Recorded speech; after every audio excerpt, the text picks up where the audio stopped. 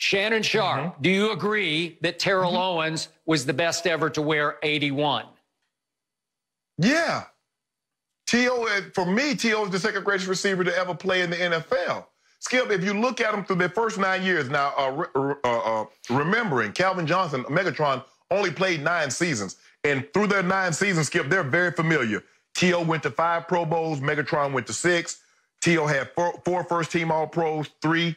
And everything is really, really similar. T.O. averaged 10 touchdowns, Megatron averaged 9. But then, Skip, guess what? T.O. played another 6 years, over 400 catches, over 6,000 yards, 58 touchdowns, first-team All-Pro. Skip, I mean, when you factor in the longevity and you factor in the productivity, see, Skip, it's just, for me, it's just not good enough that you play a long time. Because, Skip, if I collect cans for a number of years, I will have a bunch of cans. T.O. was productive. T.O. went to Buffalo. He was better than Peerless Price. He went to Cincinnati. Ocho Cinco was still there. He was their best receiver. He went to Dallas. He was their best receiver. Ted Hendricks, and Deion Sanders are the only 3 men that have been first-team All-Pro for 3 different teams. I don't really know. Look, and Megatron had an unbelievable career, but T.O. was the best 81, period. This just makes me sick at my stomach. I'm sorry, and let me say before I unleash on this one, we've had Terrell on the show many times. I've had him on TV with me many, many times. I like him. I honestly, from my heart, from my soul, I like the guy. I enjoy having him on the show. We had him on at the Super Bowl, and he wasn't good. He was great. And I always look forward to having him on the show because we spar a little bit. He doesn't like me, and I get it. But I think he kind of respects me, and I really respect him because he was a great football player, and he played with rage and with high passion. I get that. I also was there in San Francisco when he wrecked that 49ers team, and I'm sorry, he just did. And then I was close to so many players when I was working at ESPN, ex-Eagles, who've just said he wrecked us, teams that should have won 2 or 3 Super Bowls. And then I was very close to several Dallas Cowboys who said he turned us upside down under Bill Parcells in Dallas. I don't know. And even that, I'll just forget about all it's not even off the field. It's in the locker room and in the huddle and on the sidelines. But I'll forget about all that, Shannon. Look, Calvin Johnson was a freak of a beast of a rare player. We'd never seen anything like it. He was 6'5", 240 pounds, and he ran 4.35 at the combine. What? It's unheard of. It's impossible. Yeah. He could jump. He could catch. He was a package unlike anything Terrell ever dreamed of. What was Terrell, a 3rd-round pick? Calvin was the 2nd overall pick, and you could have made a case he should have been the 1st overall pick. And he goes to a bad team in Detroit, a team that pretty quickly was going to go 0-16, and he got stuck there. And his spirit died in Detroit, and you're right. He went Barry Sanders, and he quit early. He quit when he was 30 years of age over contract issues. It was almost like what Jim Brown did with the Cleveland Browns and Barry Sanders. Art Modell. Barry, there you go. And Barry just got sick of losing in a team that wouldn't do enough to surround him with the kind of players they needed to go places in the playoffs. And it was the same with Megatron. But he had a nickname, Megatron, for a reason, because nobody had ever seen anything like him. We used to have Nate Burleson, now on NFL Network and obviously on CBS. But Nate Burleson used to come to Bristol, Connecticut, where I was with First Take and ESPN. And occasionally we'd go to dinner. I think Shannon's been with me to Cava before. There's like the only place to go in Bristol, Connecticut.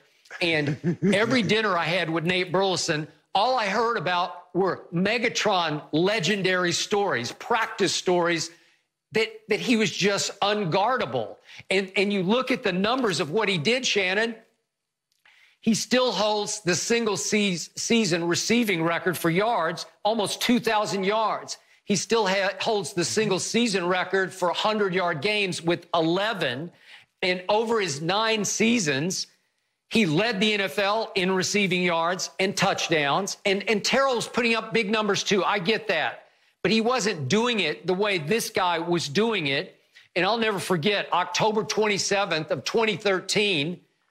You might not remember this game, but I do because it was against my Cowboys at Detroit. Oh, Lord have mercy. He caught 14 balls for 329 yards. That seems almost like inconceivable that 14 would equal 329. And remember, it should have been the record, but I don't know how Flipper Anderson did this, but back in 1988, 89, I think it was, with the Rams, Flipper caught. It was 89 on Sunday 336 yards. Yeah, 336. So 329 for Calvin against my Cowboys. And then he got to play in 2 playoff games. And do you remember the one where they got blown out in New Orleans? That's when Drew Brees and company were just riding high. And in that game, Calvin caught 12 for 211 in a playoff game. And then against my Cowboys in the game that my Cowboys, I'll be the first to admit, stole it. It was a robbery. Calvin, they were triple teaming him in that game, and he still caught 5 for 85, which is 17 a catch. I mean, he was something so spectacular that he had a nickname, Megatron. And I'm sorry, when I think of 81, I think of Terrell for right and wrong reasons, but I think of Calvin as the essence of 81, like the beast that we'd never seen before at receiver. I think he was the most gifted receiver ever. You can have Jerry Rice or Michael Irvin or, Terrell, whoever else you want to throw in there.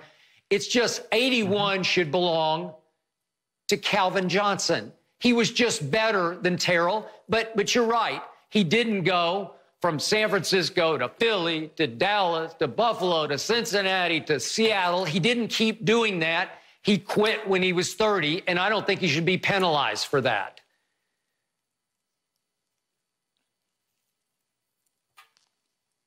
That's his nickname. T.O., the most fun, the most entertaining receiver to ever play the game. Skip, look, and I think the thing what hurt T.O. is that because some of the things that you mentioned, look, there's always going to be a segment of a locker room that likes you. There's going to be a segment that don't like you. But around the league, Skip, I think T.O. got punished sometimes because of the way he was, and he didn't get voted to Pro Bowls, and he didn't become an All-Pro because of some of the reasons that you mentioned. But Skip, you can't argue those numbers. Not only did he play an extended period of time, he was productive throughout the entirety of his career, and that's all you can ask for. He was on pace to have another 1,000-yard season, have another double-digit touchdown season before he tore his knee up, I think the last 2 of the last 3 games in Cincinnati, when he was clearly their best receiver, and they had Ocho Cinco still there. So for me, Skip, because of what he was able to do and the length of time in which he's able to do it, there's no, Skip, no, we'll probably never see another guy that big, that fast, that strong, with that kind of ability, play that position. Normally guys that play that have that kind of freaky athleticism, Skip, the defensive lineman. Skip, that's what we see. We see defensive linemen, we see tight ends that play that position, not wide receivers. Normally we see Noah Fant. Skip, he ran that fast, jumped like that. But he's a tight end. Megatron played outside the numbers. So, yes, it's freaky to see someone with that kind of size, that kind of speed, that kind of ability. But for me, T.O., and he did, think about this, Skip.